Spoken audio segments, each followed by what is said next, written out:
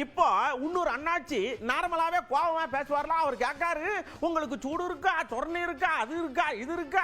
பக்கத்து ஸ்டேட்டுக்காரன் பூரா இங்க வந்து கனிமளவத்தை வெட்டி வெட்டி எடுத்துட்டு போறான். அவன் நாட்டை டெவலப் பண்ணுதான். நம்ம ஊருக்கு தண்ணி தர மாட்டாங்க, இந்த பக்கம் இது தர மாட்டாங்க, கழிவை கொண்டு வந்து கட்டுறான். உங்களுக்கு எல்லாம் என்ன ஆச்சு, ஏன் இப்படி இருக்கியன்னு கேட்டவர் வேறு யாரும் இல்ல, நம்ம செந்தமிழர் அண்ணே.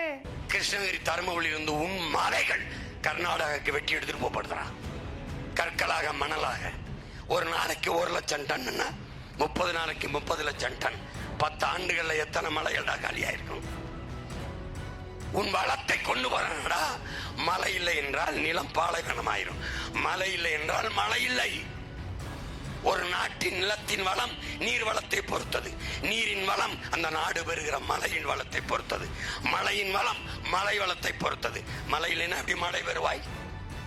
உன் வளத்தை வெட்டி எடுத்துட்டு போற அவன் ஒரு சொட்டு தண்ணீர் காவிரியில உனக்கு இல்லைங்கிறான்டா. உனக்கு வெக்கம், மானம், சூடு, சொரணை எதுவும் இல்லை.